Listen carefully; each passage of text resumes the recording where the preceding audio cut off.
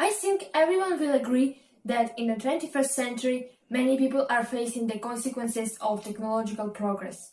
And unfortunately, the damage for nature around us is the most powerful. Who can remember several clean regions near his city? Pretty hard to find just one though. Or do you think there are a lot of talks about ecology that have nothing to do with you? If so, I hope that facts will change your mind. Now, let's look closer in perspective of Ukraine, for example, my home city. I live in Dnipro all my life, one of the biggest cities in Ukraine. And what is my city known for? For space development? Not today.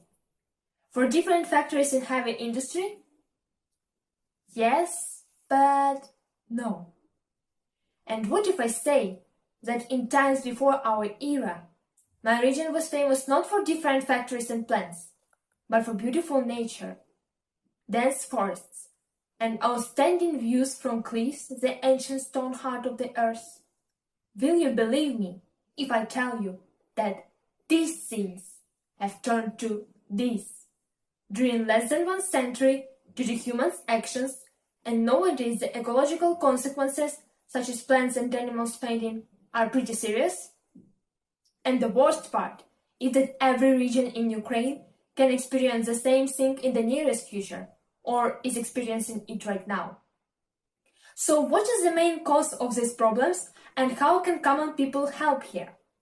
Let's take a closer look. To begin with, I started to study something about my city and region overall 4 years ago. In my free time, I traveled with an excursion club Dnipro around Ukrainian localities in order to learn more about our past. Accidentally, my first trip with this club was to the Dnipro Rapids region. And when I saw that picturesque view of the river, villages near it, those majestic cliffs, I was amazed by the view. Moreover, the guide told us more about the past of this region. And I imagined that view. I imagined how million tons of water would crash on great threatening stones, how this loud noise would spread through dense mysterious forests, boundless fields. After that, I started to study not only history, but also the nature in this region. These excursions influenced me to make some science botanical researches in order to analyze flora in this region from the last century. So, firstly, I decided to make some researches in scientific literature in order to look for every plant species there.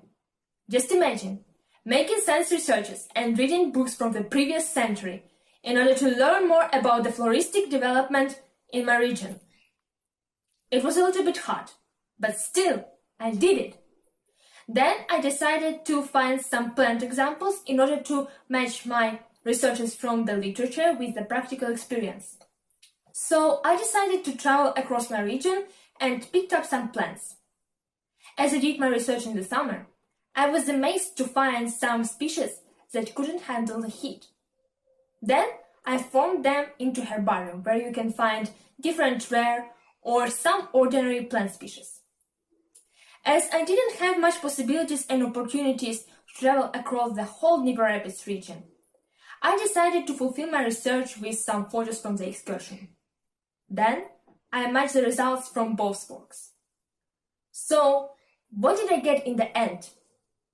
According to the results, the quantity of plants has reduced in the comparison with the beginning of the 20th century in half, and some plants just disappeared from this region completely. So, what was the main cause of it? Mainly, people will think about Dnipro hydroelectric power station and how it gives both advantages and disadvantages of its existence. It was built in the 30s in the 20th century, and it was the symbol of the domination over the nature. Ironically, the Dnipro Rapids region, that was a big threat for all travelers, was erased by the construction of a brainchild of humanity's progress that brought the knowledge of nuclear power and electricity here.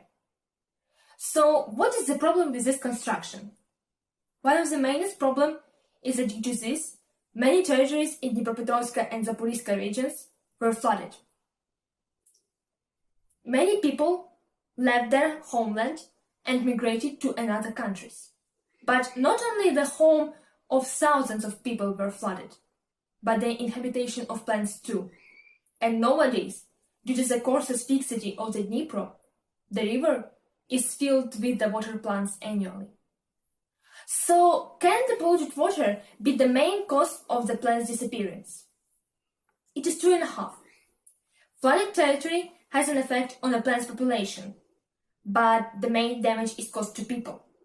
Because of this, many people are suffering from different diseases, and in the nearest future, there will be no fresh water on the territories near the Dnipro. Moreover, it can lead to the outdying of the rivers that are pretty close to the Dnipro, and it will lead to the total drought in the many villages. So, let's return to our main question.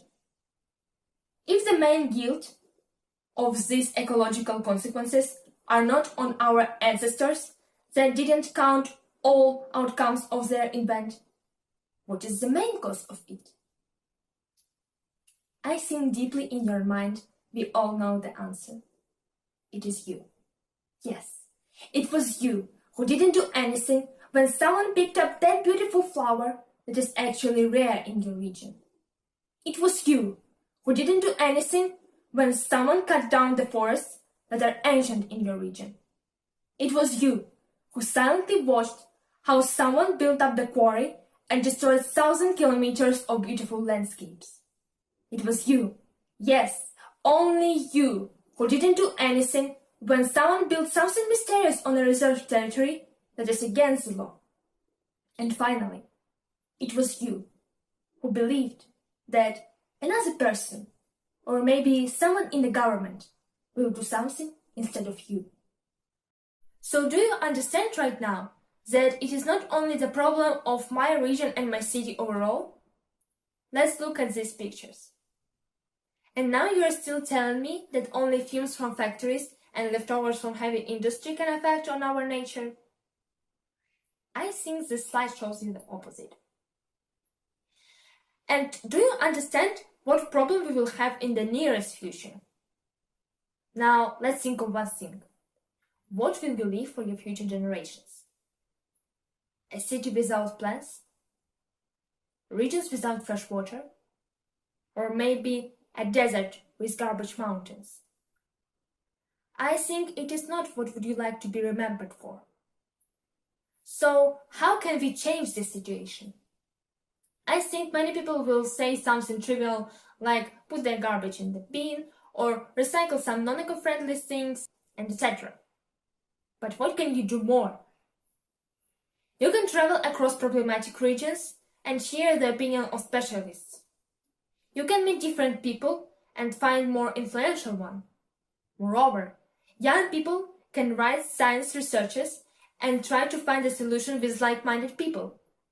For example, many institutions in Europe collaborate together in order to find out more endangered species and try the strategies how to save them. The Royal Botanical Gardens in Great Britain are established in order to watch the plants. According to them, there are more than 1.6 billion plants that are endangered in the world. And nowadays, they try to plant them and to cultivate them. In this case, they save some plants that were endangered from the Amazon forests. You can try eco-volunteering and clean some territories with large or small amount of garbage. Moreover, you can try and find some communities in the internet. Yeah, it might sound pretty typical, but you can form the mind in the internet, broaden outlook, chat with friends, and find the inspiration right here. In addition, you can also create and submit petitions and help other people to deal with their problem. And why can't you take this opportunity and show your peers about the ecological situation in their region? I hope that in that way, the community will stop ignoring the problems of ecology. So remember, nature is our home too. and we must do everything to protect it from our damage. And the best way to do it is not just complaining about it and believe that someone else will do something instead of you. No, you still have power to do some little actions for a better ecological future. And believe me, someone's problem is not only their issue. It is our challenge too. Because it is easier to fight together, to find a solution to the problem together, than fight it all alone in desperation.